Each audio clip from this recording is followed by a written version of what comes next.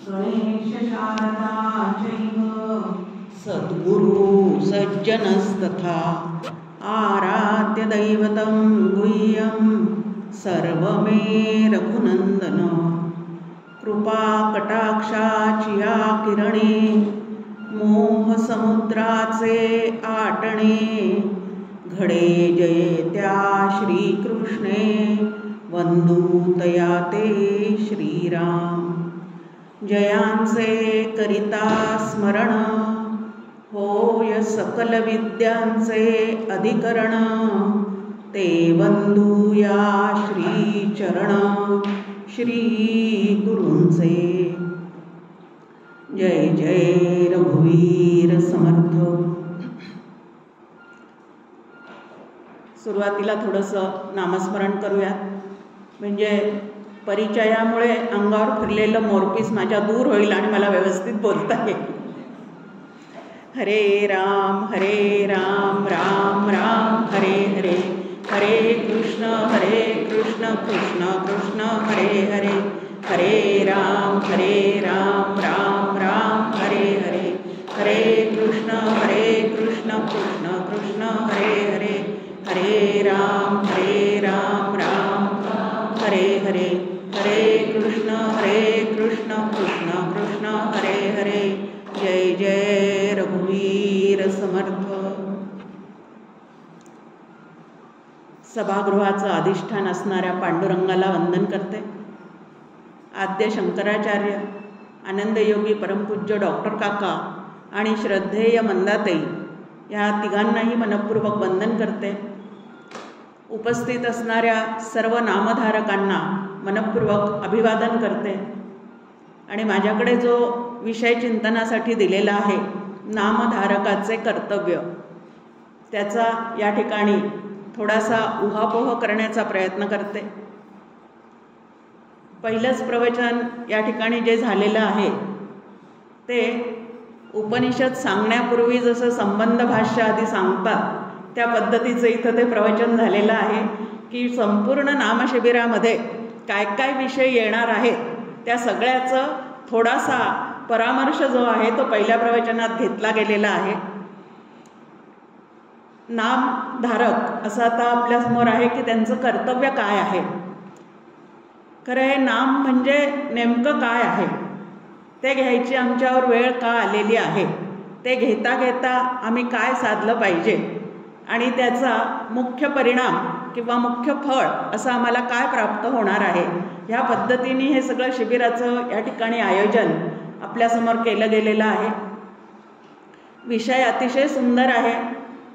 सुरुवातीला ज्या वेळेला नामसाधनेवर शिबिर आहे आणि तुम्हाला त्या ठिकाणी यावं लागणार आहे असं आयोजकांनी म्हणजे निलिमाताईंनी मला सांगितलं, तेव्हा मनात आलं अरे नामसाधनेबद्दलच बोलायचं आहे, काही वेदांत वगैरे काही नाही, फार सोपं आहे.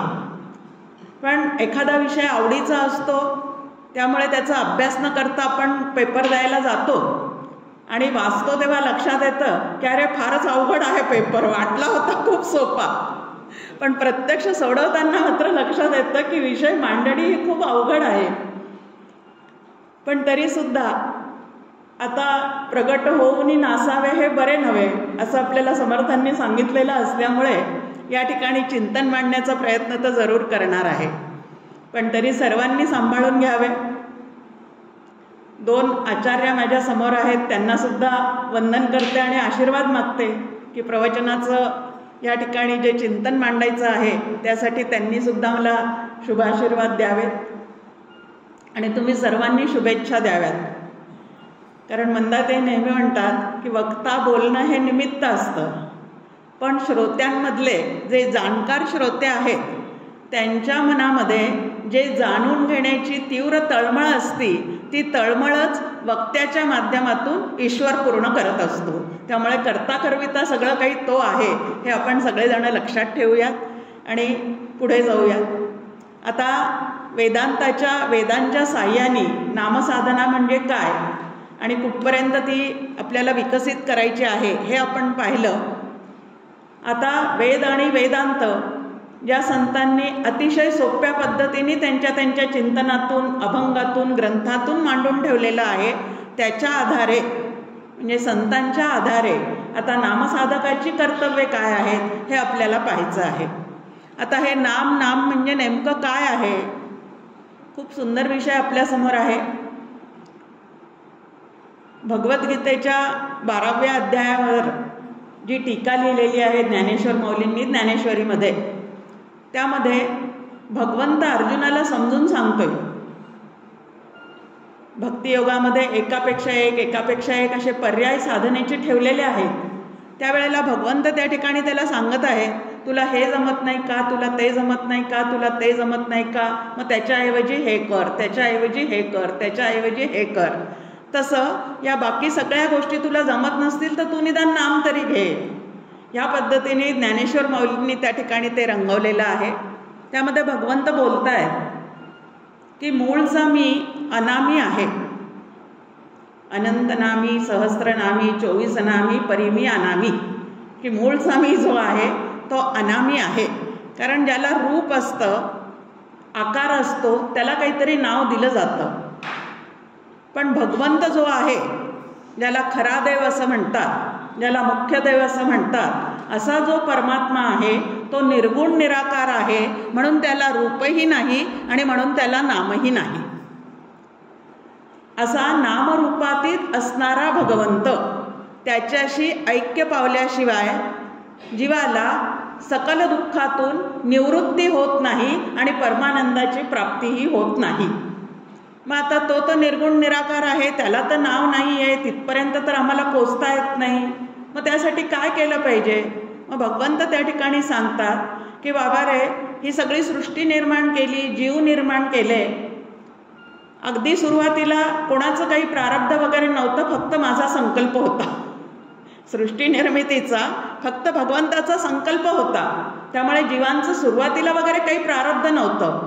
पण ज्या वेळेला ते आता या जगतामध्ये काही कार्य करायला लागले आणि मूळचा सृष्टीरचनेचा संकल्प भगवंताचा आहे याचं त्यांना विस्मरण झालं आणि स्वतःच्या संकल्पातून अजून नवीन सृष्टी निर्माण करायला लागले, तेव्हा प्रारब्ध नावाची एक गोष्ट जी आहे ती तयार झाली. आणि या भवसागरामध्ये स्वतःच निर्माण केलेल्या, आता भगवंतांनी संकल्प करून जी ईशसृष्टी निर्माण केलेली आहे ती तुम्हाला आम्हाला सुखही देत नाही, दुःखही देत नाही. आम्हाला सुखदुःख देणारी जी सृष्टी आहे त्याला जीवसृष्टी असं म्हणतात. आणि त्या जीवसृष्टीमध्ये अडकलेला हा जो जीवात्मा आहे तो पुनरपी जननम पुनरपी मरणम अशा सातत्याने गटांगळा खातो आहे. या भवसागराला सारखं भीतो आहे, घाबरतो आहे, ह्याच्यातून बाहेर पडण्याची इच्छा तरी आहे पण मार्ग दिसत नाही.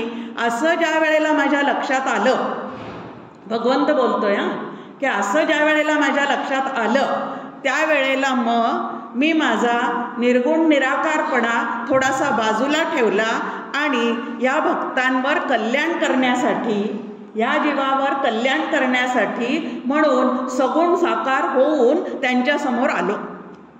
आणि असा सगुण साकार रूप जो भगवंत आता या ठिकाणी आलेला आहे तो कसा झाला तर नामही रूपात आलेला आहे, अवतार धारण केलेला आहे. तेव्हा त्याला अनंत नामे जे आहेत ती त्या ठिकाणी प्राप्त झालेली आहेत. नामाची या सहस्त्रवरी नावा इया अवधारी सजून या संसारी तारू जाहलो. भगवंत बोलतायत 12व्या अध्यायामध्ये अर्जुनाचं निमित्त करून आपल्याला सांगतायत की मग यांना या भवसागरातून तरण्यासाठी म्हणून मी काय केलेलं आहे तर नामरूपी अनंत नावा त्यांच्यासाठी या जगतामध्ये सोडलेल्या आहेत.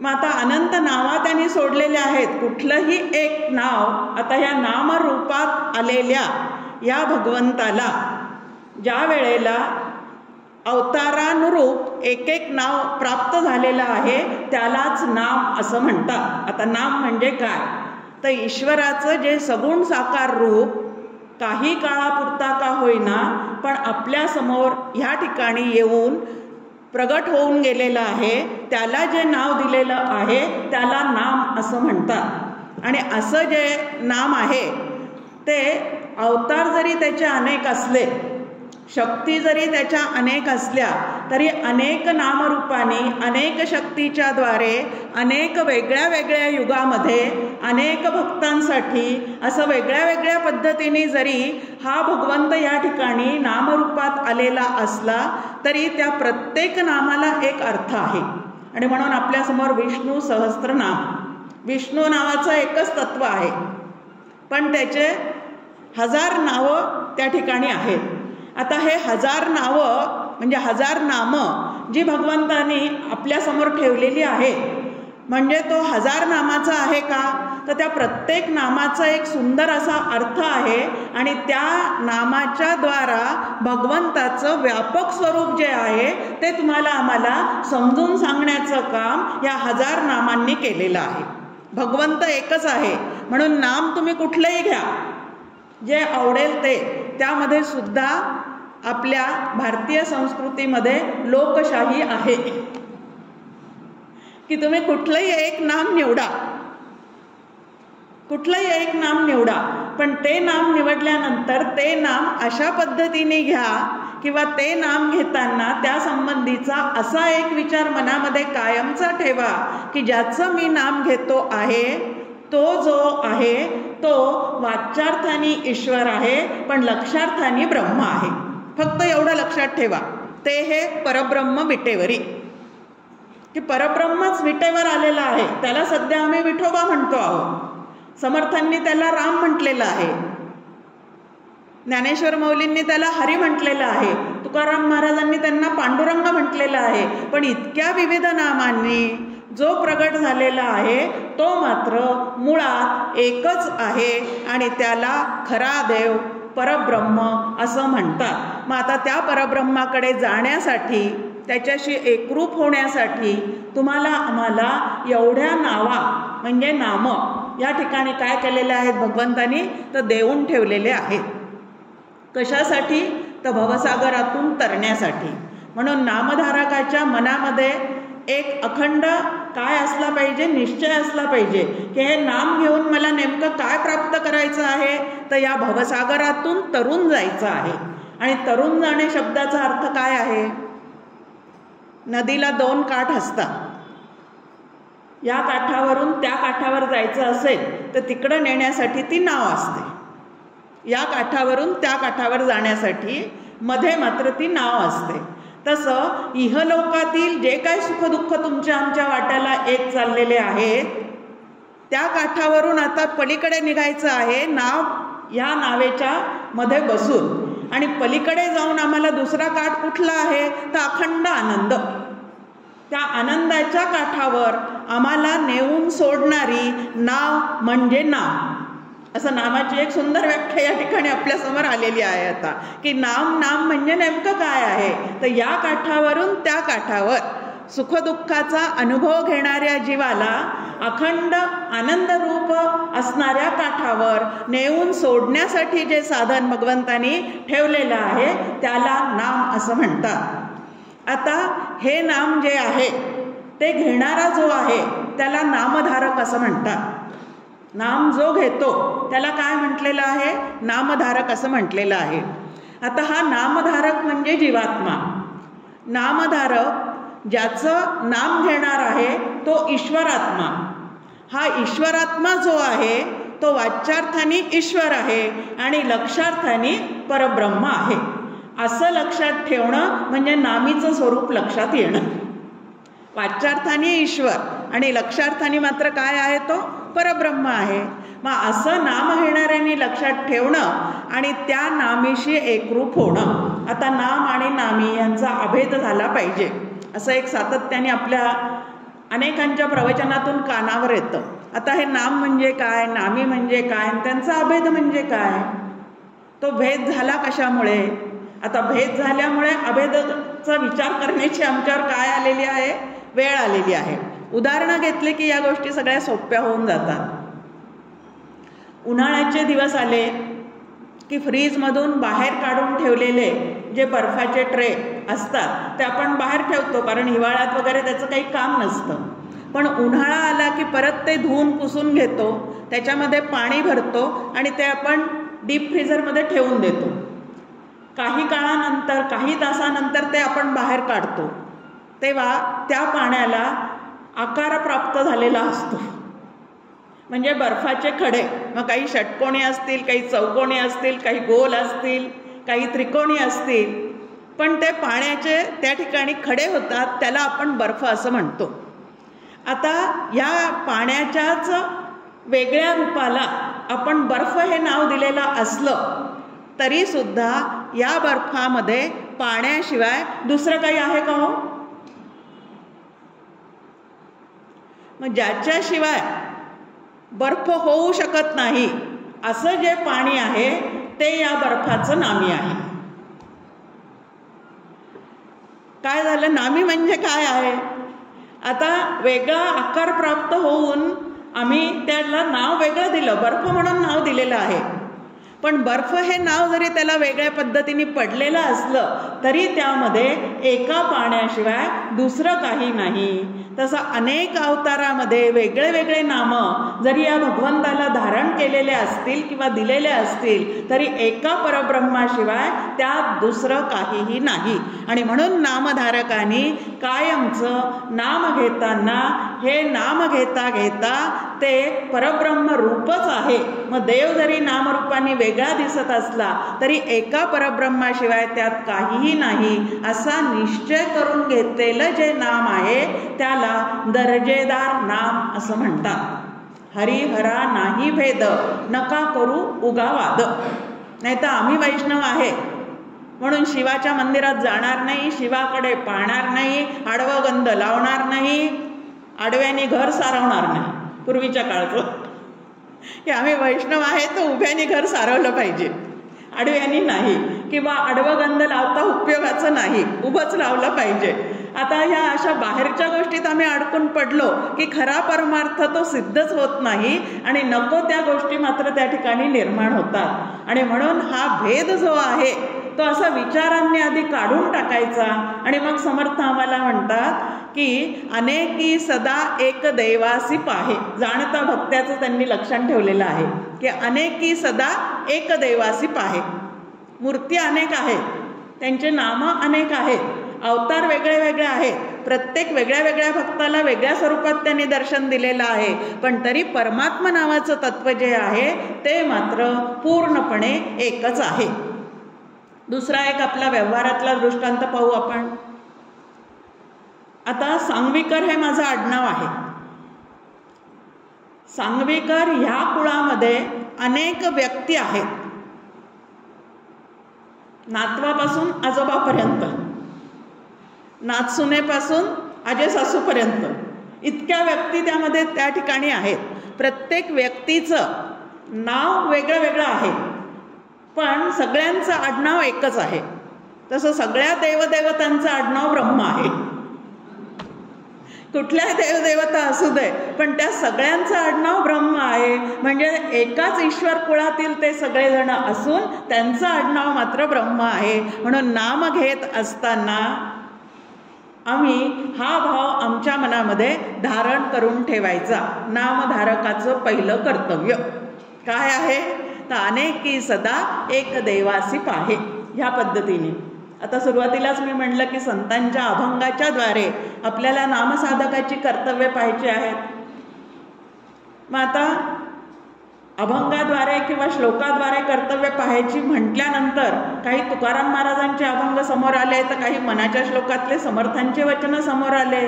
मग आता हे करू का ते करू, परत गोंधळ, हे करू का ते करू नये, दोन्ही मिळून एकच सांग, असं त्याचं उत्तर मिळालं की दोघांचं मिळून एकच जे निरूपण आहे. कारण सांगण्याची पद्धत वेगळी असली तरी सांगणं दोघांचं काय आहे, एकच आहे. मग आता तुकाराम महाराजांचा अभंग आपल्यासमोर आहे. हेची माझे तप, हेची माझे दान, हेचे अनुष्ठान नाम तुझे. हेची माझे तीर्थ, हेची माझे व्रत, सत्य हे सुकृत नाम तुझे. हाची माझा धर्म, हेची माझे कर्म, हाची नित्य नेम नाम तुझे. हाची माझा योग, हाची माझा यज्ञ, हेची जप ध्यान नाम तुझे. हेची माझे ज्ञान, श्रवण मनन, हेची निधिध्यासन नाम तुझे. हाची कुळाचार, हाची कुलधर्म, हाची नित्य नेम नाम तुझे. हा माझा आचार, हा माझा विचार, हा माझा निर्धार नाम तुझे. तुका म्हणे तुझे सांगायासी नाही, नामे विण काही धनवित्त. कशासाठी हा अभंग निवडलेला आहे? साधना म्हणून जेवढ्या गोष्टी आपल्यासमोर मांडण्यात येतात ना, तेवढ्या सगळ्यांचा उल्लेख इथं तुकाराम महाराजांनी केलेला आहे. तप आहे, दान आहे, अनुष्ठान आहे, तीर्थ आहे, व्रत आहे, सत्य आहे, धर्म आहे, कर्म आहे, नित्यनेम आहे, योग आहे, यज्ञ आहे, जप आहे, ध्यान आहे, श्रवण मनन निधिध्यासन आणि ज्ञान आहे, कुळाचार आहे, कुलधर्म आहे, आचार आहे, विचार आहे. हे सगळ्या गोष्टी ज्याला आपण म्हणतो साधना म्हणजे काय करायचं, त्या सगळ्या गोष्टींचा यामध्ये उल्लेख आहे. पुष्कळदा काय होतं की आम्ही आता नामसाधक आहोत, मग आता आम्हाला तुळशीला पाणी घालायचं काय काम आहे? काहीच काम नाही.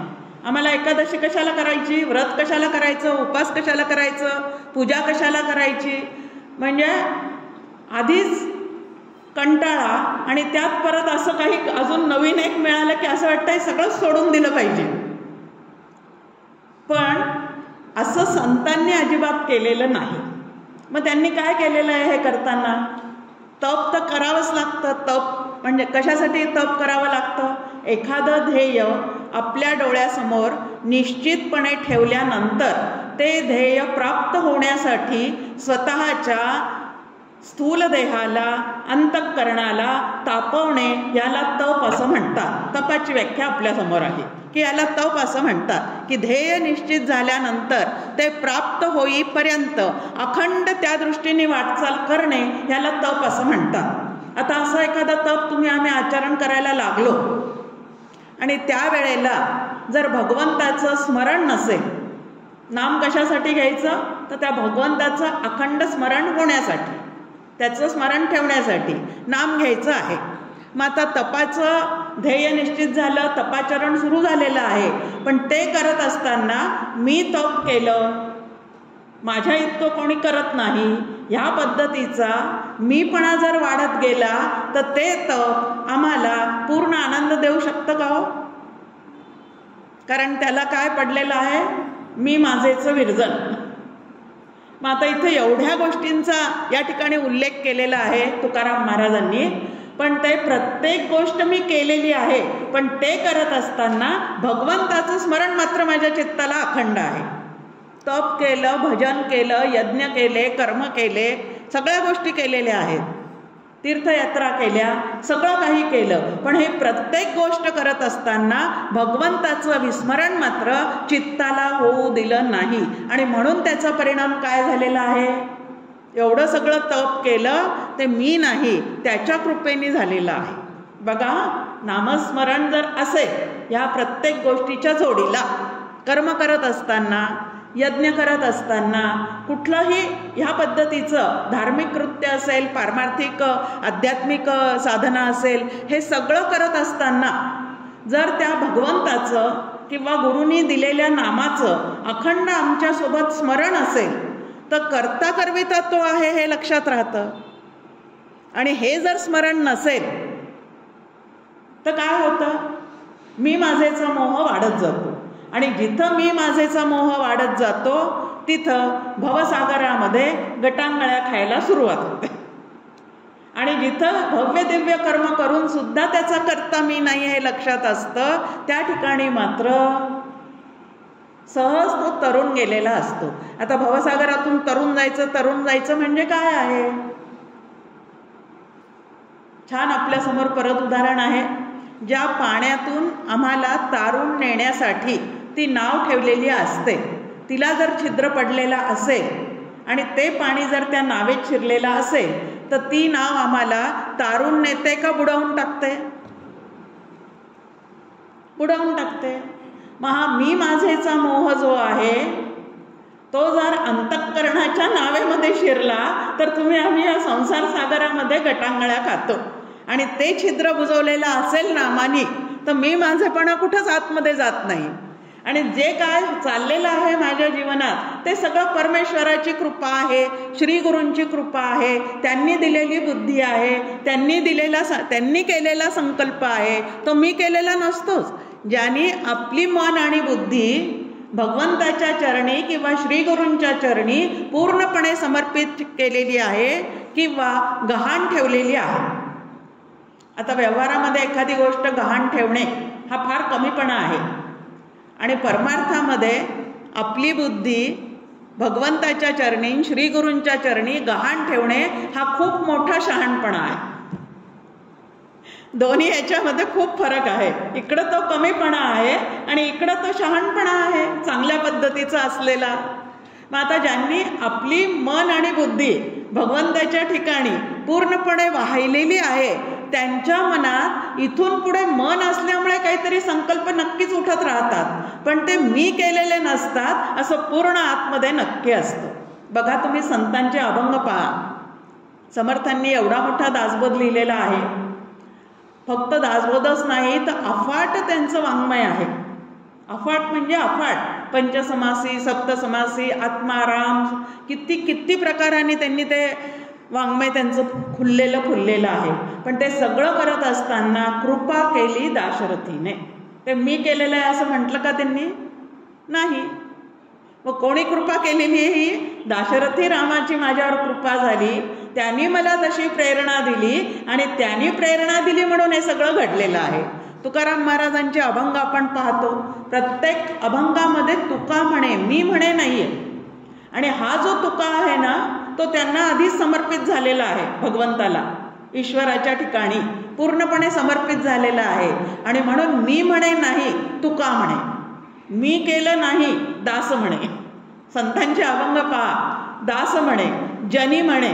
आता ती जनी सुद्धा पूर्ण नामदेवांच्या ठिकाणी समर्पित आहे. जनी म्हणून कोणी मी एक वेगळी व्यक्ती आहे आणि मला हे स्फुरण झालेलं आहे, मी हे केलेलं आहे असा त्या ठिकाणी बिलकुल भाव नाही आहे.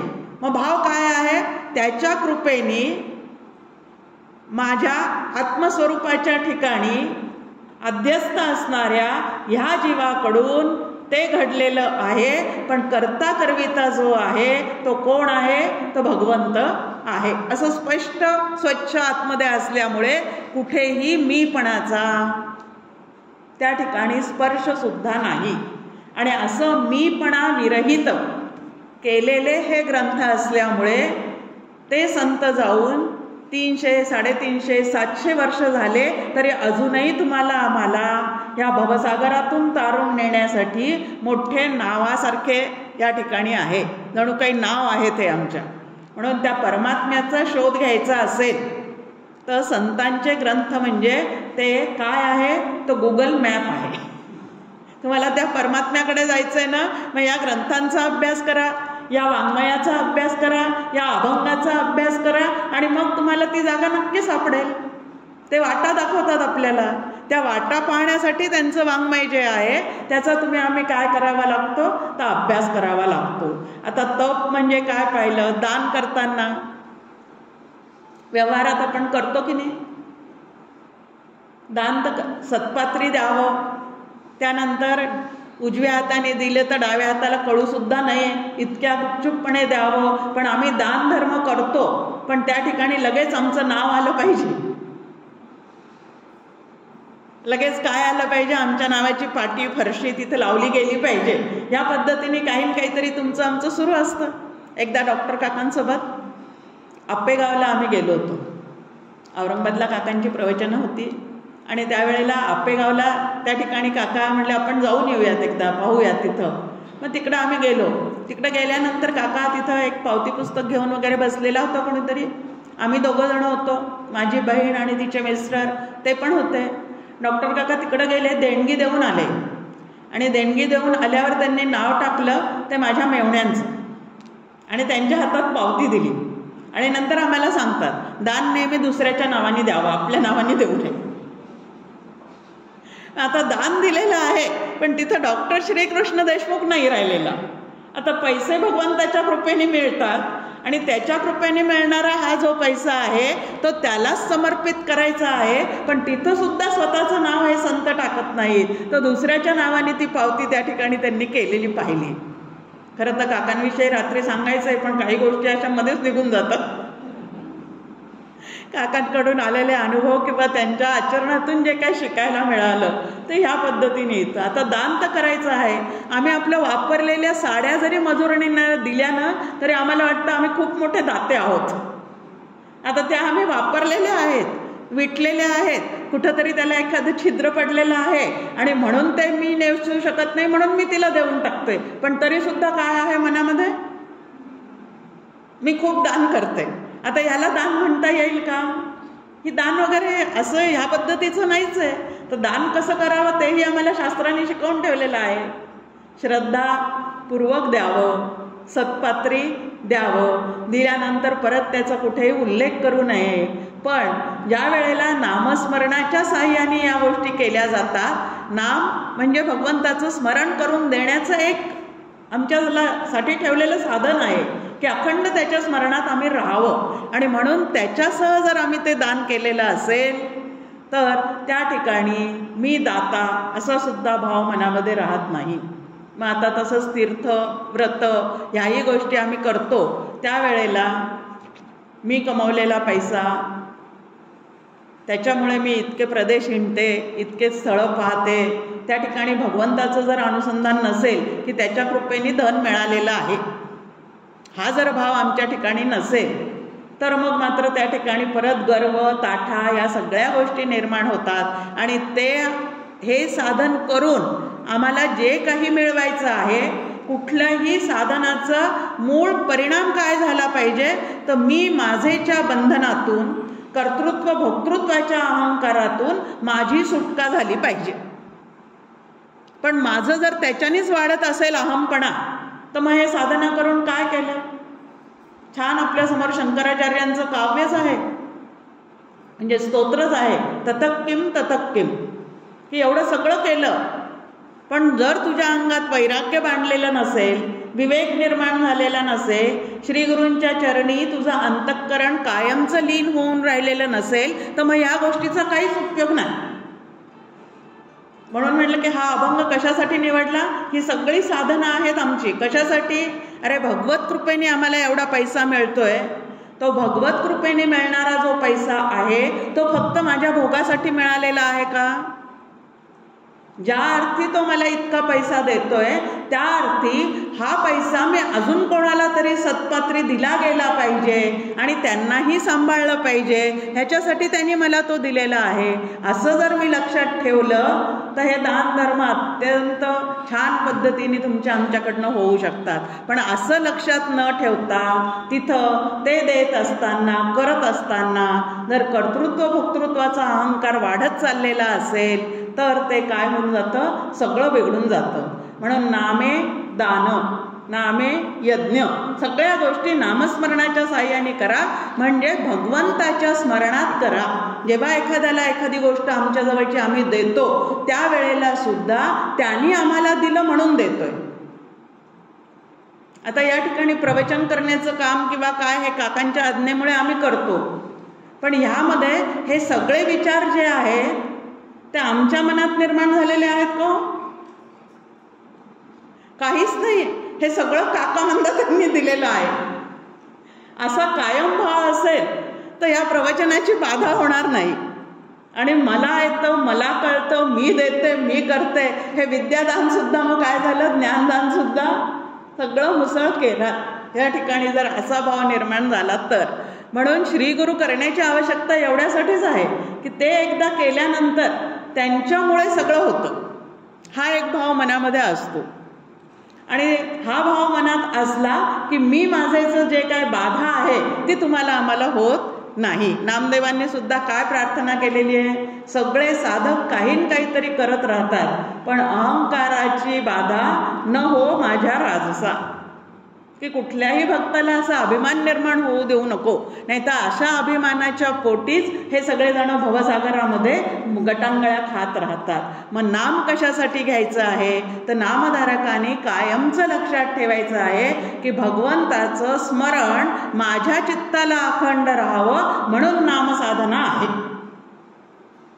पण आम्ही नाम उच्चारण करतो पण नाम स्मरण करत नाही, दोन्हीत फरक आहे. नाम उच्चारण म्हणजे वैखरी वाणीद्वारे सतत ते घेत राहतो, मग चारी वाणीमध्ये ते हळूहळू उतरत जातं वगैरे वगैरे, तो भाग वेगळा. पण नाम उच्चारणं वेगळं आणि भगवंताचं स्मरण असणं वेगळं. हरिपाठामध्ये आपल्यासमोर ज्ञानेश्वर माऊली बोलतात, हरी बुद्धी जपे तो नर दुर्लभ. स्मरण हा कोणाचा गुणधर्म आहे? बुद्धीचा गुणधर्म आहे. मग आता नामस्मरण करा असं ज्या वेळेला आम्हाला सांगितलं जातं त्यावेळेला उच्चारण ही सुरुवात आहे आणि स्मरण हे त्याचं कायमचं स्वरूप आहे. उच्चारणापासून सुरुवात आहे, वैखरी वाणीद्वारे ते घ्यायचं. माळ हातात त्याला स्मरणी म्हटलेलं आहे, माळेला सुद्धा आपण काय म्हणतो? स्मरणी म्हणतो. मग ज्याचं नाम घेतो त्याचे पराक्रम, त्याचं रूप, त्याचे गुण, त्याचं चरित्र हे सगळं माझ्या स्मरणात असतं. त्यावेळेला नामस्मरण भक्ती पूर्ण होते. आणि उच्चारण चाललेलं आहे पण बाकीचं त्याचं काहीच मला वैभव जर आठवत नसेल तर मी माझेची बाधा नाम उच्चारण करणाऱ्याला सुद्धा तशीच राहते, स्मरण करणाऱ्याला राहत नाही. थोडासा सूक्ष्म फरक आहे पण तो आम्ही लक्षात घेतलाच पाहिजे, कारण नामधारकाचं कर्तव्य पाहतो. त्याचं काय पाहतोय? आम्ही कर्तव्य पाहतोय. मग कर्तव्य काय आहे? आता मी जर रामाचं नाव घेत असेल तर रामाचे सगळे गुण मला आठवत असतील तर राम हा अत्यंत कोमल वाणीने बोलणारा आहे आणि म्हणूनच त्याच्याकडे भगवंताने समर्थांनी कोमलवाचा दैरे राम असं मागितलेलं आहे की नाही? कारण तो अत्यंत कोमल शब्दांनी बोलणारा आहे आणि त्या रामाचा मी भक्त आहे आणि मी मात्र घरातल्या सगळ्यांशी कठोर वाणीने बोलत आहे. आणि तरी प्रभू रामचंद्र की जय शोभतंय कुठं काही? मग नामधारकाचं कर्तव्य, ज्याचं मी नाम घेतो त्याचे गुण घेणे हे सुद्धा ते महत्वाचं कर्तव्य आहे. म्हणून समर्थ आपल्याला सांगतात, दास म्हणे रघुनाथाचा गुण घ्यावा. आता ज्या रामाचं मी नाव घेते तो राम धर्म संस्थापनेसाठी अवतार घेऊन आलेला आहे आणि आमचा धर्म ज्यांच्यामुळे या ठिकाणी टिकून राहणार आहे त्या बाजूनी माझा नातेवाईक उभा नाही, नको त्या मार्गाने माझा नातेवाईक उभा आहे, नको त्या पक्षामध्ये, आणि मी माझं कर्तव्य जर त्याला मत देणं असं समजत असेल तर या ठिकाणी सुद्धा माझ्या ठिकाणी काय निर्माण झाला? मग जो माझ्या धर्माचं रक्षण करणारा आहे तो भलेही माझा नातातला नसेल, गोत्यातला नसेल, पण माझ्या धर्माचं रक्षण होणार आहे आणि माझ्या रामाला स्वधर्म हा अतिशय प्रिय आहे. मग माझं कर्तव्य त्या ठिकाणी काय होतं? धर्माचं जे रक्षण करणारे आहेत त्यांना मत देणं हे त्या ठिकाणी माझं कर्तव्य आहे.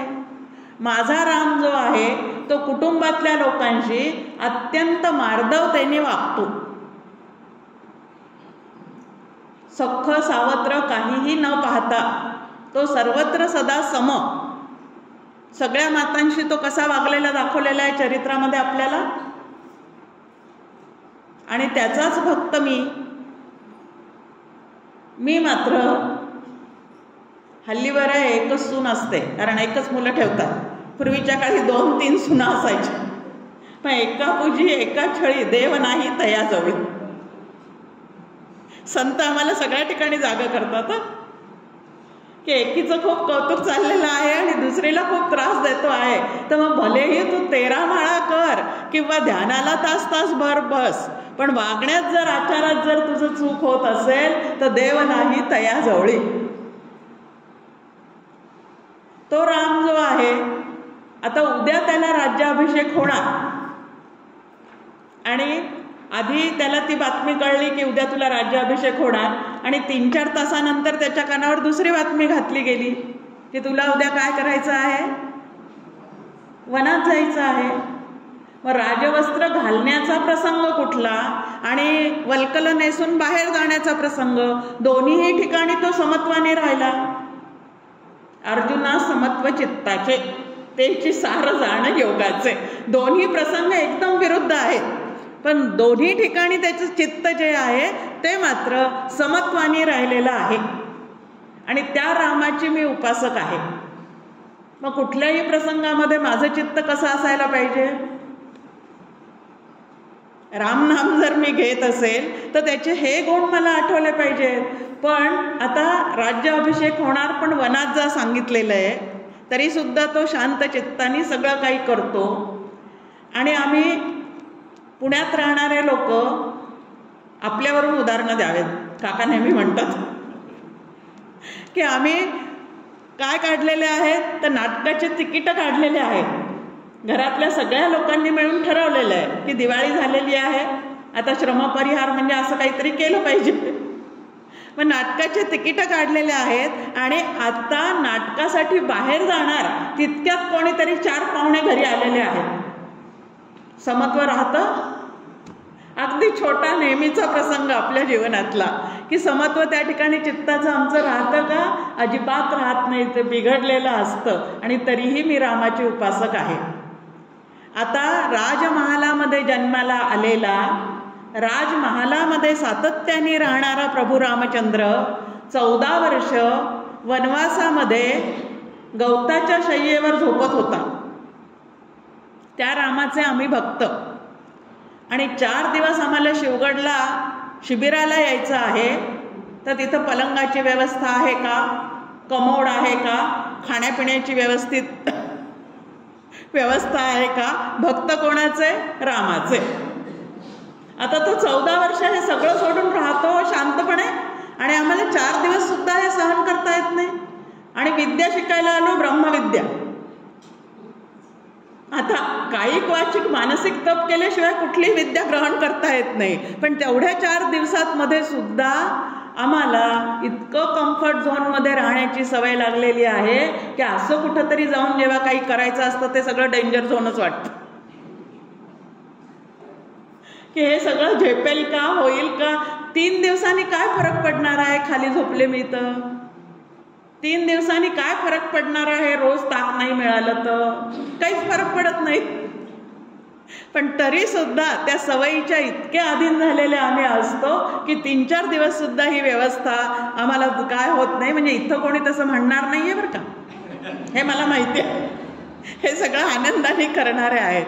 मुद्दा आपला चाललेला आहे, मी जर नामधारक असेल तर जो नामी, म्हणजे तो नामी कोण आहे तर प्रभू रामचंद्र, दाशरथी राम हा नामी आहे. तो वाच्यार्थाने ईश्वर आहे, लक्षार्थाने ब्रह्म आहे. मग त्या ईश्वर रूप रामाचे हे सगळे जे उत्तम गुण आहेत त्या उत्तम गुणाचं माझ्या ठिकाणी आचरण करणं हे नामधारकाचं कर्तव्य आहे की नाही?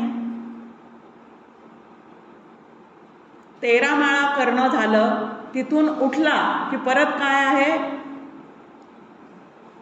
माझ्या गुणाप्रमाणे वागतो. तर रामाचे गुण घेणं किती अवघड आहे. त्याचे गुण घेणं फार अवघड आहे. म्हणून माझ्या गुणाप्रमाणे परत परत मी वागत राहतो. पण नामस्मरण करत असताना गुणातीत होण्याची आम्ही काय ठेवायची आहे समोर? एक लक्षात ठेवायचं आहे की ही आपल्या समोर टॅगलाईन आहे, गुणातीत व्हायचं आहे नाम घेता घेता. इथं आपल्या समोर आहे. समर्थही आपल्याला अनेक पद्धतीने सांगतात. आता नामधारकाचं कर्तव्य आहे की त्या नाम घेता घेता इंद्रिय निग्रह करता आला पाहिजे. आता वेदांताच्या भाषेत बोलायचं तर शमदम आहे, योगाच्या भाषेत बोलायचं झालं तर चित्तनिरोध आहे. आणि इथं संत आम्हाला म्हणतात मनापासून आणि अत्यंत प्रेमाने. आता नाम सुद्धा अनेक पद्धतीने घेता येतं. राग आल्यावर सुद्धा जोरजोरात म्हणता येतं. कधी रागाने घेता येतं, कधी लोभाने घेता येतं, कधी प्रेमाने घेता येतं. पण हे नाम अत्यंत प्रेमाने जर तुम्ही आम्ही घेतलं तर त्याच्यामध्ये चित्त जेवढं रंगून जाईल आमचं, तेवढं विषयांपासून ते दूर होईल की नाही. मग इंद्रिय निग्रह सहज साधला जातो अत्यंत प्रेमाने ते जर करत असू तर. आता समर्थांनी आपल्यासमोर श्लोकच ठेवलेले आहेत की जेवताना हा श्लोक म्हणा. कुठला श्लोक म्हणा? जगी पावता देव हा अन्नदाता, की अन्नदाता तो आहे. अन्नग्रहण करत असताना अन्नदाता तो आहे. त्या अन्नदात्यानीच आजची व्यवस्था ह्या अन्नपूर्णेकडे सोपवलेली आहे. माझ्या जेवणाची व्यवस्था कोणाकडे सोपवलेली आहे? जी मला प्रारब्धाने प्राप्त झालेली अन्नपूर्णा आहे ती. मग आता ती जास्तीत जास्त चांगलं करण्याचा प्रयत्न करणारच आहे आणि तिने करावा. हे सुद्धा नामधारकाचं कर्तव्य आहे.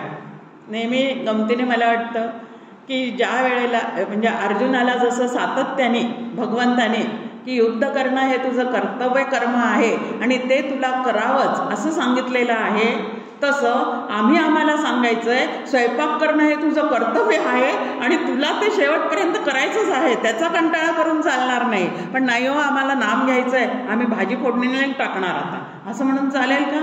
भाजी करता करता नाम घेता येतं की?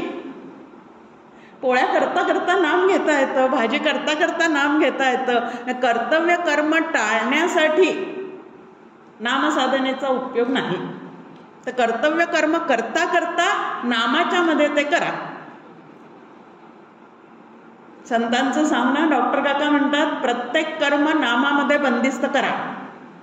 जे काही साधक असे प्रश्न विचारतात की असं सारखं नाम घेत बसलो म्हणजे नामसाधन म्हणजे फक्त नाम उच्चारणच असं काही जण समजतात. आणि मग त्या उच्चारणामध्ये मग दुसऱ्याशी बोलता येत नाही, चालता येत नाही, कारण नामामध्ये काय होतं, मग उच्चारण करण्यामध्ये व्यत्यय येतो. पण अशा पद्धतीची ती नामसाधना नाही, तर स्मरणरूप साधना ती आम्हाला करायची आहे.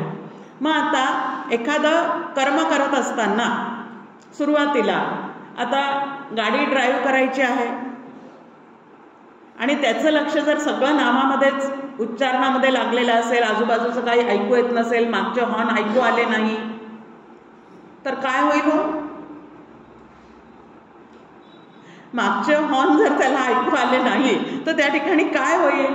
मग अशा वेळेला आम्ही नामसाधना कशी करायची असे प्रश्न साधक विचारतात. तेव्हा काका त्यांना उत्तर देतात की ड्रायव्हिंग सीटवर बसायच्या आधी एकदा नाम घ्या, नंतर जेव्हा गाडी तुम्ही कुठंतरी पार्क कराल तेव्हा एकदा नाम घ्या. म्हणजे मध्ये चालवलेली जी गाडीचा सगळा वेळ गेलेला आहे ना, तोही स्मरणात जातो.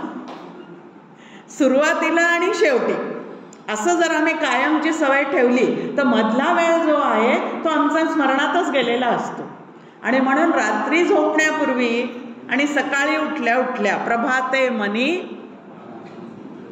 मग आता नामधारकाचं कर्तव्य प्रभाते मनी रामचिंतित जावा, पुढे वैखरी राम आधी वदावा. किती सोप्या पद्धतीने मांडून ठेवलेला आहे.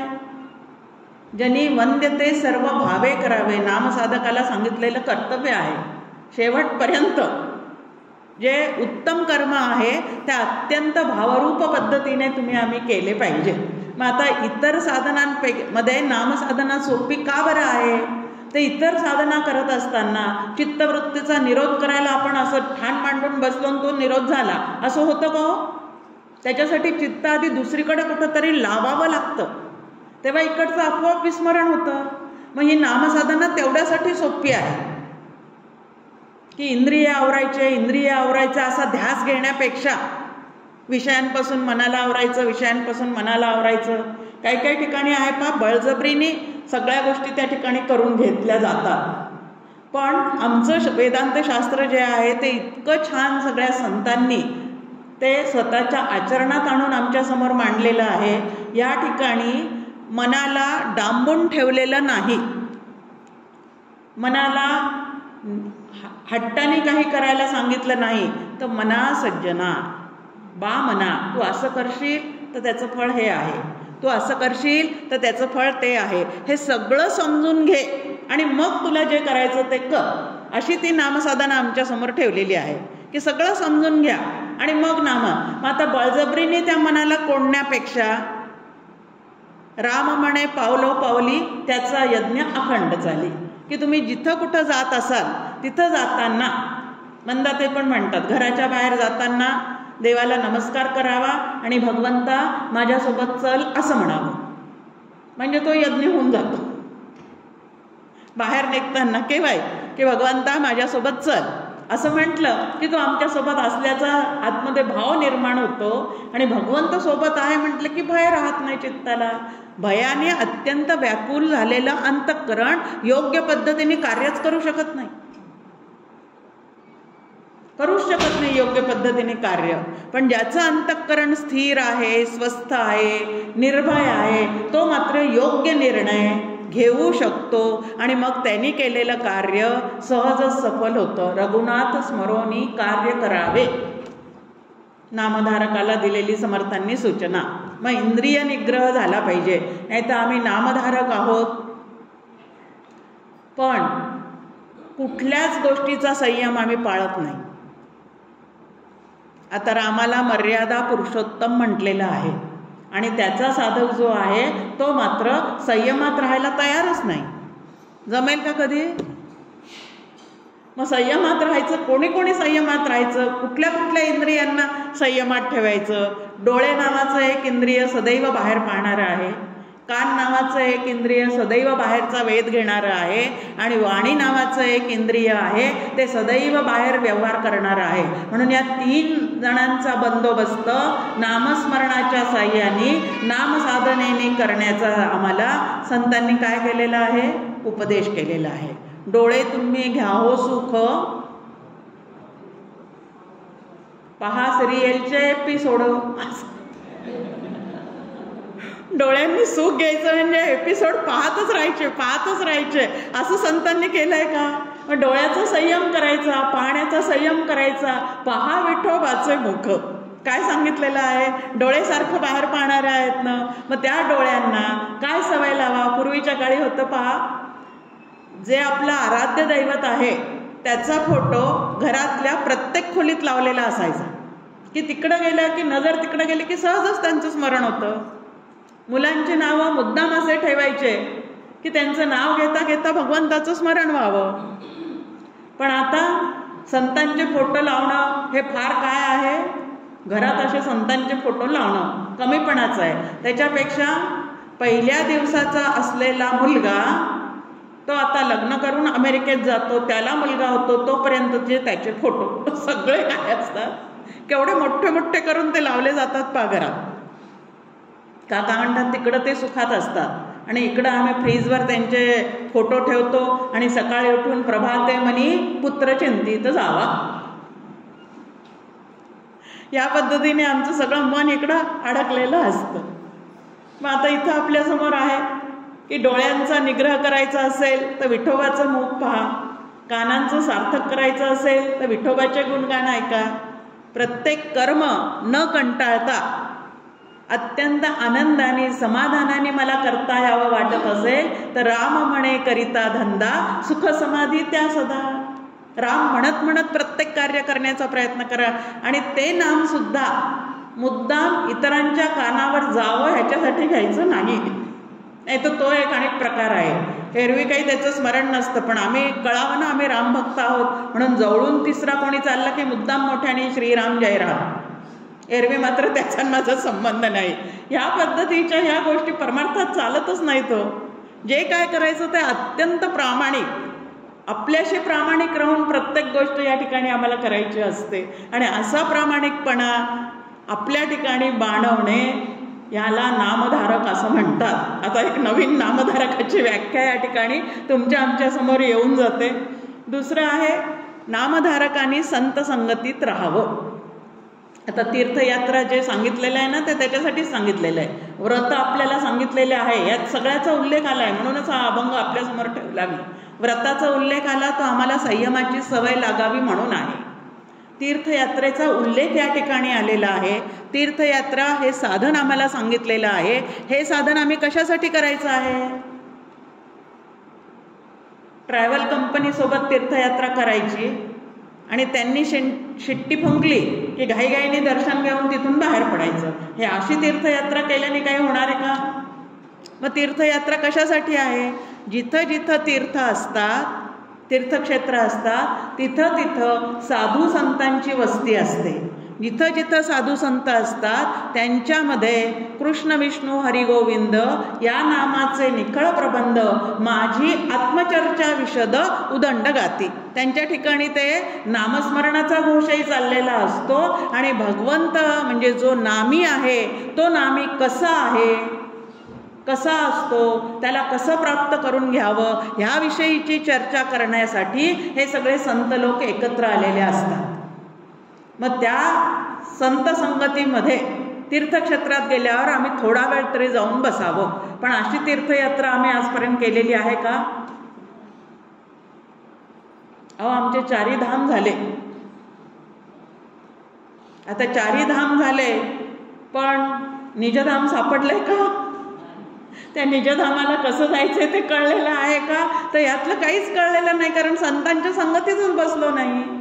संतांची संगती मनोमार्ग गती आकळावा श्रीपती येणे पंथे. संतांच्या संगतीत बसा, सगळ्या गोष्टी समजून घ्या, मनावर बिंबवून घ्या, मग तुम्हाला त्या रामाचं खरंच दर्शन जे आहे ते तुम्हाला आम्हाला घेता येईल. पण तसं आपलं होत आहे का? तसंही आपलं होत नाही. मग तीर्थयात्रा केल्या नंतर मावंद केलं. आता मावंद शब्दाचा अर्थच आपल्यासमोर ठेवलेला आहे, मावद, की कोणालाही तू केलेली साधना सांगू नकोस. तीर्थयात्रा केली ते कोणालाही सांगू नको. पण आम्ही लोक बोलवतो, आहेर देतो, आहेर घेतो, सगळी यात्रा आमची निघून जाते त्याच्यात. त्याचं पुण्य जे आहे ते मी हे केलं, मी ते केलं, परत मीपणाच वाढत राहतो.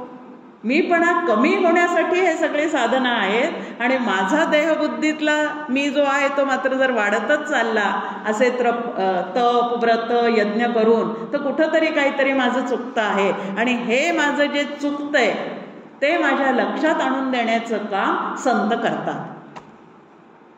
तुकाराम महाराज म्हणतात त्या संतांचे किती उपकार मानावे. ते आम्हाला सारखं जागं ठेवतात, सारखं जागं करतात की तुमचं बरोबर चाललंय का चूक चाललंय ते तुम्हीच बघा म्हणून. मग आता आपल्यासमोर ठेवलंय की संत संगती नामधारकाने केली पाहिजे, नाही तर आम्ही नाम घेतो. काय आम्हाला गरज आहे तिकडं जायची? आता तिकडं जायची गरज काय? म्हणजे नाम घेतोय, पण नाम घेऊन जी फळं साधली गेली पाहिजेत ती साधलेली आहेत का? नामस्मरणे पावावे समाधान, समर्थांनी एक आपल्यासमोर ठेवलं. फलश्रुतीचा एक वेगळा विषय आपल्यासमोर ठेवलेलाच आहे. पण आता मी नाम घेतो असा जर मला अभिमान असेल तर मला समाधान नावाची गोष्ट अंतःकरणात प्राप्त झालेली कळली पाहिजे. मग ती कळलेली आहे का? अजून नाही.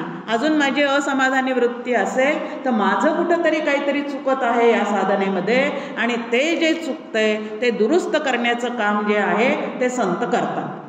फरक कसा असतो पहा. रुचिरामध्ये बघूनही पदार्थ करता येतात. रुचिरा आता मागे पडला तर यूट्यूबवर सगळे पदार्थ शिकवले जातात. फक्त सर्च करायचे आणि ते करायचे. पण ते पदार्थ करत असताना सुद्धा कितीही मोजमाप घेऊन ते पदार्थ करण्याचा आम्ही प्रयत्न केला तरी सुद्धा चटका किती द्यायचा, कमी द्यायचा का जास्त द्यायचा, तिथं कुठंतरी काहीतरी चूक होती आणि आमचे लाडू पूर्ण बिघडून जातात. काका असं एक उदाहरण सांगतात प्रवचनात. काका म्हणतात असे अधूनमधून उदाहरणं दिले की अंतःकरण श्रोत्यांचंही हसून मोकळं होतं आणि मग प्रवचनकाराला नवीन मुद्दा त्याच्यात काय करता येतो तो पेरता येतो. तर असंच रुचिरात पाहून एकीने लाडू केले, ते काही व्यवस्थित जमले नाही, अतिशय कडक झाले. आणि कडक झालेले ते दिवाळीचे लाडू घरातल्या सासरच्या लोकांना तिने सगळे वाटले. कोणाला ते खाता येईना, दात पडायची वेळ आली. नवऱ्याला त्याने नेऊन दिला तर नवरा म्हटला अगं हे खूप छान झाले, जाऊन बाहेरच्या लोकांना वाट. हे लाडू इतके छान झाले की इथं ठेवूच नको, सगळे बाहेरच्या लोकांना तर घेऊन जातो. आता ह्याच्यातून काय झालं की जर आमच्या मनाने आम्ही यूट्यूब पाहून किंवा रुचिरा पाहून जरी पदार्थ केले तरी अशी त्या ठिकाणी चूक होते. पण घरातल्या थोड्या आमच्यापेक्षा मोठ्या असणाऱ्या जाऊबाईला किंवा सासूबाईंना समोर ठेवून जर ते केले तर त्या ठिकाणी चुकता चुकता दुरुस्त करता येतं. तसं संत संगती आहे. की साधना आमच्या मनाने चाललेली आहे. आता तर यूट्यूबवर अनेक जणांचे प्रवचनं असतात, अनेक गोष्टी आम्ही ऐकतो. आम्हाला वाटतं जाऊन सभेमध्ये कशाला बसायचं, ते नुसतं ऐकून ऐकून होऊन जाईल. होत नाही तसं. प्रत्यक्ष सहवास लागतो तेव्हा चुका दुरुस्त होतात. प्रत्यक्ष कुठंतरी ते पाहिलं पाहिजे. जसं सासूबाई आई जवळ असेल तर तो पदार्थ बिघडता बिघडता परत चांगला करता येतो. तसं ही बिघडलेली साधना परत दुरुस्त करण्यासाठी संत संगतीचा उपयोग असतो. म्हणून नामधारकांनी संत संग अवश्य केलाच पाहिजे. न लगे मुक्ती धनसंपदा, संत संग देई सदा. मागणीच संतांनी काय मागावं ईश्वराला हे सुद्धा संतांनी आम्हाला शिकवून ठेवलेलं आहे. पुढे आपल्यासमोर आहे, एक तरी उपवास करण्याचा प्रयत्न साधकाने केला पाहिजे. आता उपवासाचं व्रत कशासाठी सांगितलेलं आहे? मग एकादशी करा, सोमवार करा, किंवा जो काही आपलं कुलदैवत असेल त्याला अनुसरून असणारा एखादा वार करा. पण कशासाठी? संयमाची सवय लागावी म्हणून, की एवढे छान पदार्थ केलेले आहेत पण आज माझा उपवास आहे, आज माझं तिकडं लक्ष जाता उपयोगाचं नाही, म्हणून ती सवय आहे. एक संयमाची सवय लागावी म्हणून व्रत वैकल्य आहे किंवा एकादशीसारखे व्रत आहे. पण तेही मिरवण्याची आम्हाला सवय आहे. हो, तुम्हाला काय वाटतं? एकही एकादशी आतापर्यंत मोडली नाही मी. कोणावर उपकार केले? एकही एकादशी मी चुकवली नाही किंवा मोडली नाही. तर हा मी दुसऱ्यावर केलेला उपकार आहे का दुसऱ्यांना सांगण्यासाठी? नाही, तो मी माझ्यावर उपकार करण्यासाठी हे सगळं करते आहे, हे या ठिकाणी मी लक्षात घ्यायला पाहिजे की नाही. पण या व्रतवैकल्याचं सुद्धा, उपवासाचं सुद्धा नाही. हो, तुकाराम महाराजांनी सांगितलं ना, राम म्हणे ग्रासोग्रासी तोची जेविला उपवासी. आता हे तुकाराम महाराजांनी सांगितलं बरोबर आहे, पण ते सुद्धा एकादशीचं व्रत करत होते आणि ती मोडू नका म्हणून सांगतात.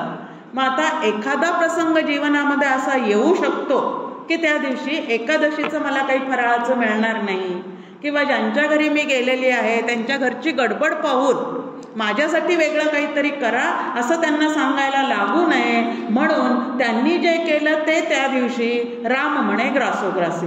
पण आमच्या बुद्धीमध्ये विप्रलिप्सा नावाचा दोष असतो. तेही प्रकार येऊन जाणार आहेत आपल्यासमोर, ते नंतर पाहू. या मला सोयीस्कर असा अर्थ काढणे असा त्याचा अर्थ आहे. आणि असे अर्थ काढून जेव्हा संतांचे अभंग आम्ही वाचतो त्यावेळेला आमचा सगळा गोंधळ होऊन जातो. हे सांगितलं त्यांनी बरोबर आहे की राम म्हणे ग्रासोग्रासी हे जरूर करायचं आहे, पण ह्याचा अर्थ आम्ही एकादशी करू नये, सोमवार करू नये, मंगळवार करू, खूप उपवास करू नये हे अगदी बरोबर आहे. पण एक तरी केल्याशिवाय राहू नये. समर्थांनी एक समासच ठेवला आहे आपल्यासमोर, बहुत अन्न सेवू नये, सेवल्याशिवाय राहू नये. खूप खाऊ नका पण एखादा उपवास केल्याशिवाय राहू नका. कशासाठी? आपल्या इंद्रियांना आपण ताब्यात आणण्यासाठी या गोष्टी आहेत, हे या ठिकाणी आपण लक्षात घ्यायचंय. नंतर सांगितलं एक तरी वारी. खूप तीर्थयात्रा करू नका, चारीधाम करू नका. खूप त्याला उठारेटा आहे, पैसाही भरपूर लागतो, शारीरिक शक्तीसुद्धा भरपूर पाहिजे, घरातल्यांची साथ पाहिजे, सगळं पाहिजे या गोष्टीला. पण वर्षातून एक तरी बघा तुम्ही, पंढरीचे वारकरी जे आहेत परंपरेने चालत आलेली वारी, बाकी काही होऊ दे त्यांचं, पण ती वारी चुकवतात का ते? तसं एक तरी वारी. मग तुम्ही सज्जनगड निवडा, शिवथरगड निवडा, शिवगड निवडा, नाहीतर आळंदी निवडा, काही निवडा, पण वर्षातून एकदा तरी जाईल. किंवा आपलं कुलदैवत असेल, वर्षातून एकदा तरी कुलदैवताला जाईल असा नियमच करावा लागतो, त्याच्याशिवाय ते होत नाही. पण अमेरिकेला गेले ना, यावर्षी झालीच नाही, पुढच्या वर्षी अजून दुसरीकडे गेले ना, मग कुलदैवताची वारी झालीच नाही. इतक्या लांब लांब जाऊन येते, त्या वाऱ्या करते पैसा खर्च करून, आणि ह्या वारीला फार कमी पैसे लागतात तरी इकडं जाणं माझं होत नाही म्हणते.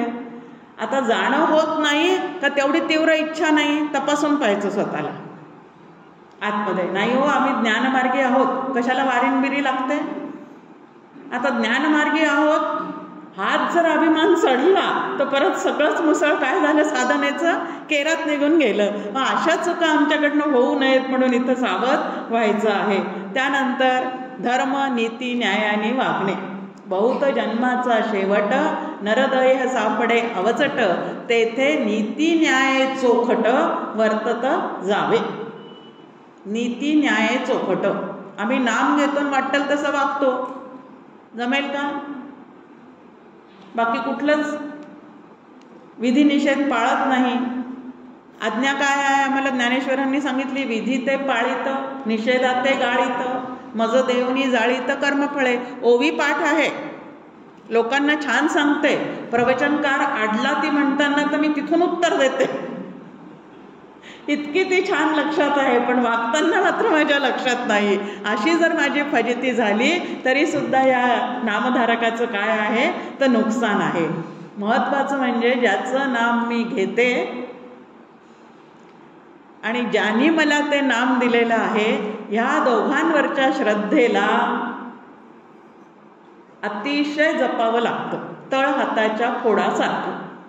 तळ हातावर जर फोड झाला, तळ पायाला किंवा हाताला, तर त्याला किती जपावं लागतो. थोडाही धक्का लागला तर ते काय होतं, फुटून जातो आणि अजून सेप्टिक होऊन अजून ते दुखणं वाढत जातं. म्हणून तो बरा होईपर्यंत जसं आम्हाला जपावं लागतं ना, तसं श्री गुरूंवरच्या श्रद्धेला आणि ज्याचं नाम मी घेते आहे त्या देवावरच्या श्रद्धेला यत्किंचित सुद्धा धक्का मी लागू दिला नाही पाहिजे. बाहेरून भलेही काही माझ्या कानावर येऊ, पण मी मात्र नामधारक असेल तर मी त्याला यत्किंचितही धक्का लागू देता उपयोगाचं नाही. जमतंय का आम्हाला हे? अहो, त्यांनी मी बरोबरच अनुग्रह घेतला, दोघींनी बरोबरच घेतला. त्या पहा कुठल्या कुठं गेल्या आणि मला अजून काहीच कळत नाही. मग दोष कोणाचा आहे? गुरुचा. इथं श्रद्धेला काय झालं आमच्या? आता त्यांनी त्याचा अधिकार वाढवला, त्यांनी त्याचं मन शुद्ध केलं, तो स्वच्छ झाला आणि तो तिथपर्यंत पोहोचला. आता बिन त्याने जरी बरोबर अनुग्रह घेतलेला असला तरी मी मात्र माझा अधिकार वाढवला नाही असं माझ्या लक्षात येत नाही, तर तो गुरु एकाला कमी देतो आणि एकाला जास्ती देतो. झालं, श्रद्धा निघून गेली गुरुवरची की परमार्थ सगळा त्याच ठिकाणी बुडाला. मग भलेही तुमचा अनुग्रह होऊ दे, नाही तर अजून काही होऊ दे. ह्या पद्धतीने ती श्रद्धा जी आहे ती जास्तीत जास्त अजून विकसित करायची असते. ती अशी डळमळीत असेल, कुचकी असेल तर मात्र त्या ठिकाणी आमचं नुकसान झाल्याशिवाय राहत नाही. म्हणून देव आणि संत श्री गुरु यांच्यावरच्या नितांत श्रद्धेला, नितांत विश्वासाला परमार्थामध्ये पर्याय नाही. कारण श्रद्धेशिवाय, भक्तीशिवाय, प्रेमाशिवाय या क्षेत्रात काहीच मिळत नाही. म्हणून ह्या गोष्टी ज्या आहेत त्या मनापासून आम्ही तपासलं पाहिजे. त्यानंतर संसार सागरातून तरुण जाण्यासाठी नाम हे साधन मला माझ्या गुरूंनी दिलेलं आहे. मग आता संसाराला शत्रू का बरं म्हटलेलं आहे इथं समर्थांनी? महाघोर संसार शत्रू जिणावा. या संसाराला शत्रू त्यांनी का म्हटलेलं आहे? संसार सुधरूच देत नाही हो आम्हाला. संसाराची व्याख्याच आपल्यासमोर केलेली आहे. सरत सरत जाणाऱ्या वस्तूंचा, व्यक्तींचा समूह याला संसार असं म्हणतात, जे सरत सरत जातं. आणि जे सरत सरत जातं त्याला धरून ठेवून ते सरत जातंय म्हणून रडणं याला भवसागर म्हणतात. जे निसटणारच आहे ते निसटू नाही म्हणून मी कितीही प्रयत्न केला तरी ते तसं होणार आहे का? होणार नाही. मग या सरत सरत जाणाऱ्या संसाराचं अधिष्ठान जे ब्रह्म आहे ते मात्र न सरणारं आहे. आणि म्हणून आम्ही सरणावर चढायच्या आधी सरत जाणाऱ्या संसाराचा व्याप कमी करून न सरणाऱ्या अधिष्ठानाला शोधून काढणं याला साधना असे म्हणतात. सुंदर सुंदर साधनेच्या व्याख्या आपल्या या ठिकाणी येऊन जातात. मग याला संसाराला शत्रू का म्हटलं? कारण खरंच सुधरू देत नाही आम्हाला. सकाळची वेळ प्रसन्नतेची असेल, असं वाटतं की आजचा दिवस काय छान उगवला, खूपच छान, मनस्थिती एकदम छान असते. आणि 2-3 तासांनी अशी काहीतरी बातमी कानावर येते की लगेच सकाळचं सगळं प्रसन्नता चित्ताची निघून जाते. मग आता सकाळी अंतःकरणाची ठेवण वेगळी, दुपारी अंतःकरणाची ठेवण वेगळी, रात्री अजून अंतःकरणाची आमची स्थिती बदलून जात असेल तर याला संसारात वाहत जाणं म्हणतात. आणि सर्व ठिकाणी समस्थिती ठेवणे याला संसारातून तरणं असं म्हणतात. मग आता हे समत्व चित्ताला यावं म्हणून नामस्मरण आहे. जसजसं मी नामसाधना करते तसं तसं संसाराविषयीची आसक्ती कमी होऊन भगवंताकडची भक्ती वाढत चाललेली आहे की नाही हे कोणी तपासायचं आहे? अहो, त्या 13 माळा सकाळी करतात, दुपारी करतात, संध्याकाळी करतात, टी व्हीकडे पाहत पाहत पिशवीत हात घालून काहीतरी करतात. आता असे नामधारक जे करणारे दिसतात ना, ते आम्हाला खूप मोठे वाटतात. असे साधक जे आहेत ते खूप मोठे वाटतात. पण असं काहीही हातात घेत नाही. हातात 24 घंटे काहीतरी काम आहे, पण तरी चित्त भगवत स्मरणात आहे. तो जेवढा तरुण जातो ना, तेवढा हा हातात माळा घेणारा तरत नाही. कारण चित्तात संसार आहे. हातात माळ आहे पण चित्तात संसार आहे. हातात माळ नसू दे पण चित्तात संसाराला गौणत्व येऊ दे, म्हणजे ते नामस्मरण जे होतं ते तुम्हाला आम्हाला पूर्णपणे वरपर्यंत घेऊन म्हणजे दर्जेदार होणारं नामस्मरण आहे. पण इकडं नामही चाललेलं आहे आणि इकडं प्रपंचाचं गटांगळा खाणं सुद्धा चाललेलं आहे. त्या प्रपंचाविषयीची माया यत्किंचितही चित्तातून बाजूला होत नाहीये असं जर मला दिसत असेल तर ते काय झालेलं आहे, कुठंतरी माझी साधना चुकते आहे. कारण नामसाधना जर उत्कृष्ट चाललेली असेल तर त्याचं फळ तेच आहे की प्रपंचाकडे गौणत्व गेलं पाहिजे. संपादितो आळ प्रपंचाचा. काय सांगितलंय अनुभव त्यांनी त्यांचा की संपादित आळ प्रपंचाचा. जोपर्यंत देह आहे तोपर्यंत मला प्रपंच करावाच लागणार आहे.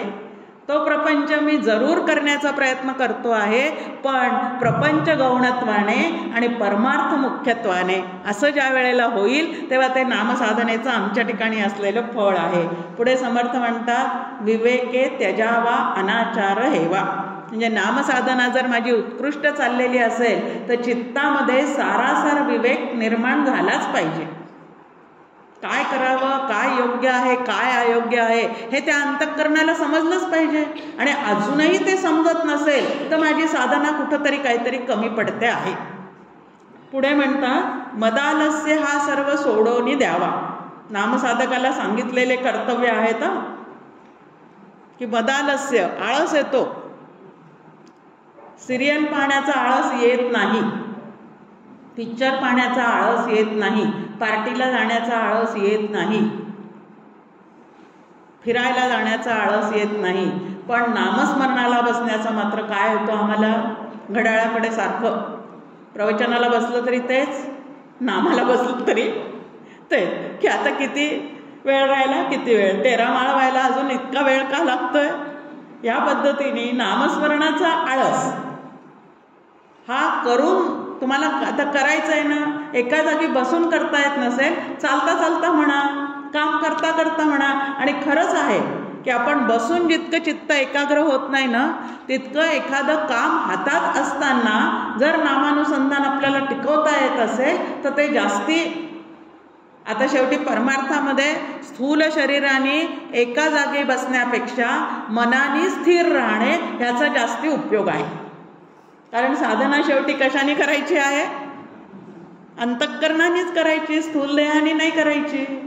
मग आपल्यासमोर काय सांगितलं, कुठल्याही संतांनी आपण त्यांचे अभंग जर पाहिले तर गोरा कुंभारांनी मडके बनवणं थांबवलेलं नाही, सावता माळ्यांनी भाजी लावणं थांबवलेलं नाही, सेना नावानी त्याचा जो धंदा आहे तो करण्याचं थांबवलेलं नाही. मग सगळ्यांनी आपापले कर्तव्य पूर्ण केलेले आहेत. आणि मग मला जर माझ्या कर्तव्याचा कंटाळा येत असेल तर कुठंतरी मी काय होते आहे, चुकते आहे. म्हणून डॉक्टर काका एक छान महत्त्वाचं वाक्य आपल्याला सांगतात, आपल्या प्रपंचाला रहाटगाडगं न समजता परमेश्वराने ती आपल्यावर सोपवलेली जबाबदारी आहे असं लक्षात ठेवा आणि करत राहा. आता शबरीने किती वर्ष सडा, रांगोळी, फुलांचं माळा करणं, फळं गोळा करणं किती वर्ष केलंय हो. 8व्या वर्षी काहीतरी तिला तिच्या मातंग ऋषींनी सांगितलंय की तुझ्या आश्रमात एकदा श्रीराम येणार आहेत. आणि तेव्हापासून ह्याला तप म्हणतात. तेव्हापासून ते येईपर्यंत गुरुवर विश्वास ठेवून अखंड तिने ते करत राहिलेली आहे. आणि आम्ही अनुग्रह घेऊन 12 महिने पण होत नाही तर लगेच अजून काही झालं नाही. किमान 12 तास, किमान 12 महिने, याला तप असं म्हणतात. 12 वर्ष याला तप म्हणतात. मग दिलेलं साधन 12 वर्ष करा ना, आणि मग म्हणा तुम्हाला जर काही साधलं नाही तर तेही अगदी मनापासून करा, व्यवस्थित करा, आणि मग काय जे बोलायचं ते बोला. पण असं इतकी त्या जी तितिक्षा लागते, चिकाटी लागते, तीच तुमच्या आमच्या ठिकाणी कमी पडते. म्हणून आळस नावाची गोष्ट साधकाजवळ असू नये. बाकी कुठल्याही गोष्टीचा आम्ही व्यवहारात आळस करत नाही, पण संत संगतीत जाऊन बसण्याचा आळस आहे, संतांनी सांगितलेले विचार त्याच पद्धतीने करण्याचा चित्ताला आळस आहे, बैठकीचं नामसाधन करण्याचा आळस आहे. नाही हो, त्यांनी येता जाता घ्यायला सांगितलं. अहो, येता जाता घ्यायला सांगितलं हे बरोबर आहे, कारण 24 तास कोणी बैठकीचं नामसाधन करू शकत नाही. पण याचा अर्थ अर्धा तासही तुम्ही बैठकीचं नामसाधन करू नका असं नाही सांगितलं. परत सोयीस्कर तेवढं घेतो, बाकीचं सगळं आम्ही सोडून देतो. जीवा संशयो वाव गातो त्यजावा. आपण जे नामसाधन निवडलेलं आहे, श्री गुरूंनी आपल्याला जी नामसाधना दिलेली आहे, त्याच्याविषयी यत्किंचितही संशय नामधारकाच्या मनात असता उपयोगाचा नाही. त्यांनी मला सांगितलेलं आहे ना, मग त्या नामाच्या माध्यमातूनच हा भावसागर पूर्णपणे मला तरून जाता येणार आहे. या श्रद्धेने, या विश्वासाने चित्तात संशय उमटणं हे चित्ताचं कामच आहे. गाजर गवत कोणीही मुद्दाम लावत नाही, पण ते उगवत राहतं की नाही. मग ते उगवल्यावर आम्ही ते उपटून टाकतो की नाही. तसं हे संशय मनामध्ये निर्माण होणं हे त्या मनाचं काम आहे, चित्ताचं काम आहे. ते येतीलही, पण ते संशय आले तरी संत संगतीत जर आमचं श्रवण झालेलं असेल तर या संशयाचं गाजर गवत आम्हाला तिथल्या तिथं उपटून टाकता येतं. येऊ देत संशय, पण आले की काढून टाकायचे, आले की काढून टाकायचे. आणि परत नाही, माझ्या श्री गुरूंनी मला सांगितलेलं आहे ना, हे नाम त्यांनी दिलेलं आहे ना, मग त्या नामाच्या आधारे मला हा संसार पूर्णपणे तरून जायचा आहे, असं अगदी निसंशय भावाने जर ते नाम आम्ही केलं तर ते आम्हाला तिथपर्यंत घेऊन जाणार आहे. करी काम निष्काम या राघवाचे. नामधारकाला परत की सकामता सगळी सोडून दे आणि निष्काम भावाने, मग प्रपंचातले कर्म असतील किंवा अजून कुठले समाजातले कर्म असतील, अध्यात्म क्षेत्रातले कर्म असतील, कुठलेही कर्म असले तरी तिथं मान सन्मानाची, मानधनाची कुठलीही अपेक्षा न ठेवता फक्त गुरूंची आज्ञा म्हणून करण्याचा प्रयत्न कर. आणि ते करत असताना, आता गुरूंची आज्ञा म्हणून मी जर ते करत असेल ना, तर प्रत्यक्ष मी राम जरी म्हणत नसेल तरी ते रामाच्या स्मरणातच आहे. स्मरण भक्ती हे लक्षात ठेवायचं आपल्याला. उच्चारांना सुरुवात आहे, पण स्मरण अखंड त्यांच्या स्मरणात जर ते चाललेलं असेल तर प्रत्यक्षात वैखरीने श्रीराम जयराम मी म्हटलेलं नसेल तरी सुद्धा श्री गुरूंच्या स्मरणात ते केलेलं असल्यामुळे ते नाम साधन त्याच्यातच आलेलं आहे. नाही तर तिथं सुद्धा आम्हाला फार शंका येतात. अगदी सुरुवातीला, म्हणजे आमच्यावरूनच सांगते मी, अगदी सुरुवातीला जेव्हा काका म्हणायचे ना, हा ग्रंथ वाच, तो ग्रंथ वाच, असं वाटायचं की अरे ते शास्त्राचा अभ्यास करून काय मिळणार आहे, त्याच्यापेक्षा बैठकीचं नाम साधन केलेलं बरं. पण नंतर लक्षात येतं की शास्त्र वाचल्यामुळे त्या नामाचं नामही कळतो, नाही तर कळतच नाही. या अभ्यासामुळे ज्या ईश्वराचं मी नाम घेते त्या ईश्वराचं समग्र स्वरूप लक्षात येण्याचं काम जे आहे ते शास्त्र अभ्यासाने होतं. पण शास्त्र अभ्यास करता करता त्याचाच अभिमान चढत असेल तर परत सगळं मुसळ काय आहे, केरातच जातं. म्हणून असलं काहीही होऊ द्यायचं नाही. भक्तिपंथाने जाण्याचा एकदा निश्चय केल्यानंतर विवेके दृढ धरावी वाट सत्याची. समर्थ आपल्याला सांगतात की ज्याने आता भक्ती कशासाठी, नामस्मरण भक्ती स्वीकारलेली आहे, त्या भक्तीवरून चालण्याचा माझा प्रयत्न चाललेला आहे. मग कितीतरी प्रसंग असे येऊ शकतात की त्या मार्गावरून जाणारी माझी जी गाडी आहे ती डिरेल होऊ शकते, घसरू शकते.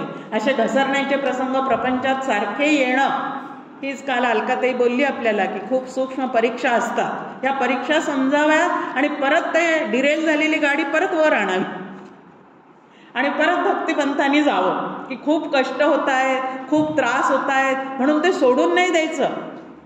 तर परत खाली घसरलेली असेल तर परत वर यायचं आणि परत त्या मार्गाने जाण्याचा प्रयत्न करायचा. पुढे म्हटलेलं आहे की वैखरी वाणीद्वारे सगळे आपले व्यवहार चाललेले असतात. ती वैखरी वाणी व्यवहारात वापरण्यापूर्वी तिच्यावर रामनामाचा संस्कार करून मगच ती बाहेर पडली पाहिजे. म्हणून प्रभाते मनी. आता वैखरी वाणीद्वारे मित्रही जोडले जातात आणि शत्रूही निर्माण होतात.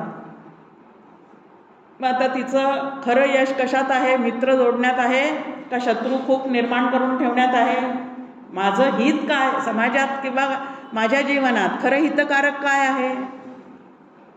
मित्र जोडणं हे हितकारक आहे, शत्रू जोडणं हे हानिकारक आहे. आणि ते जर वैखरी वाणीद्वारे होत असेल तर या वैखरी वाणीचा संयम पाहिजे की नाही हो?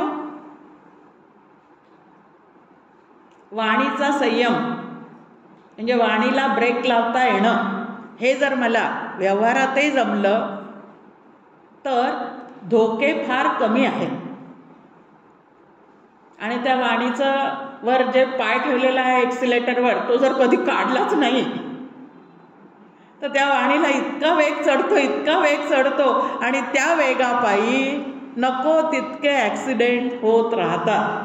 आता तुकाराम महाराजांची वाचा नाम घेता घेता अनावर झाली होती आणि आमची वाचा जी आहे ती निंदा करता करता अनावर होते, भांडता भांडता अनावर होते, प्रपंचाच्या गोष्टी एकमेकांना सांगतात अनावर होते. पण नाम घेताना मात्र ती अनावर अजून झालेल्या अनुभवात नाही.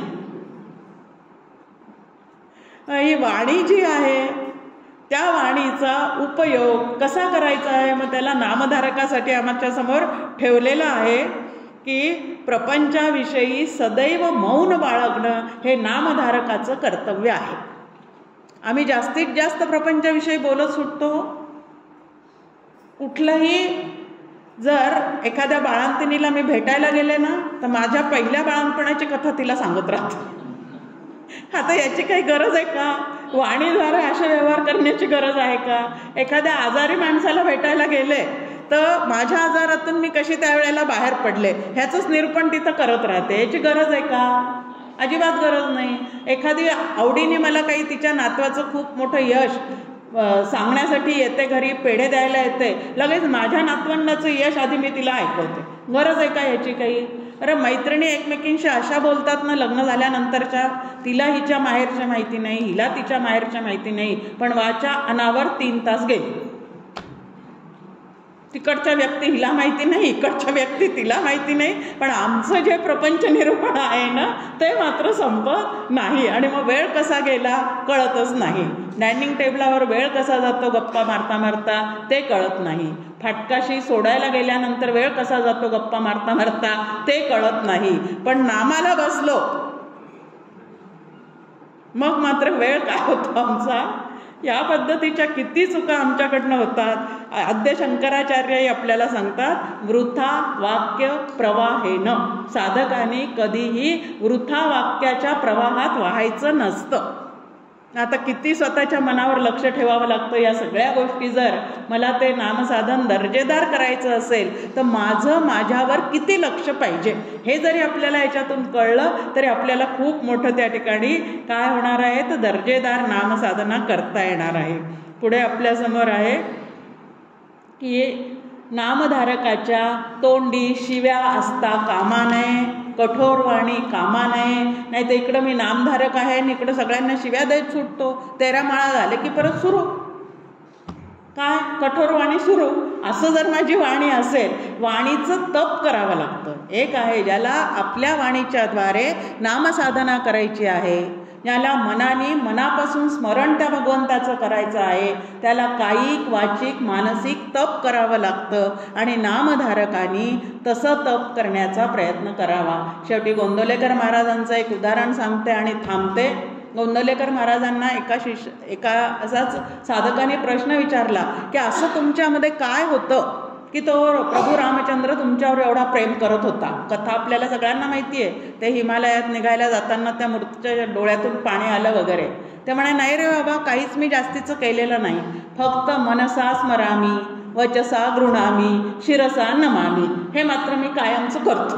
एवढं एकच साधन मी मनापासून करतो. कायिक वाचिक मानसिक सर्व तऱ्हेने मी त्याला शरण गेलेलो आहे आणि त्याच्याशिवाय दुसरं कधीही दुसरं चित्ताला येऊन चिकटू देत नाही. ह्या पद्धतीचं बाकी सर्व गोष्टीसाठी आमचं चित्त निर्लेप करायचं आणि त्याच्यावर नामाचा रंग एवढा चढू द्यायचा की श्रीरंग प्रगट झालाच पाहिजे. जय जय रघुवीर समर्थ.